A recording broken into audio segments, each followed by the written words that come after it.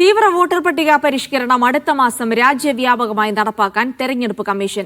SIR നീട്ടിവെക്കണമെന്ന കേരളത്തിന്റെ ആവശ്യം commission പരിഗണിച്ചേക്കില്ല. തെരഞ്ഞെടുപ്പ് അടുത്ത 5 സംസ്ഥാനങ്ങളിലാകും ആദ്യഘട്ടത്തിൽ വോട്ടർ പട്ടിക പരിഷ്കരണം നടപ്പാക്കുക. ഡൽഹിയിൽ ചേർന്ന മുഖ്യ തെരഞ്ഞെടുപ്പ് ഓഫീസർമാരുടെ യോഗത്തിലാണ് അടുത്ത മാസം രാജ്യവ്യാപകമായി SIR ആരംഭിക്കാനുള്ള തീരുമാനം. അടുത്ത വർഷം നിയമസഭാ തെരഞ്ഞെടുപ്പ് നടക്കാൻ പോകുന്ന കേരളം, ബംഗാൾ, അസം, തമിഴ്നാട്, പുതുച്ചേരി എന്നിവിടങ്ങളാണ് ആദ്യഘട്ടത്തിൽ SIR നടപ്പിലാക്കുക. തദ്ദേശ തെരഞ്ഞെടുപ്പിന്റെ പശ്ചാത്തലത്തിൽ കേരളത്തിലെ SIR നീട്ടിവെക്കണമെന്നാവശ്യപ്പെട്ട് മുഖ്യ തെരഞ്ഞെടുപ്പ് ഓഫീസർ തെരഞ്ഞെടുപ്പ് കമ്മീഷന് കത്ത് നൽകിയിരുന്നു. എന്നാൽ കേരളത്തിന്റെ ആവശ്യം തള്ളിയെന്നാണ് സൂചന.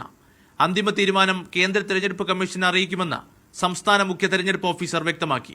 ബീഹാർ മാതൃകയിൽ 3 മാസത്തിനുള്ളിൽ നടപടികൾ പൂർത്തിയാക്കാനാണ് നീക്കം.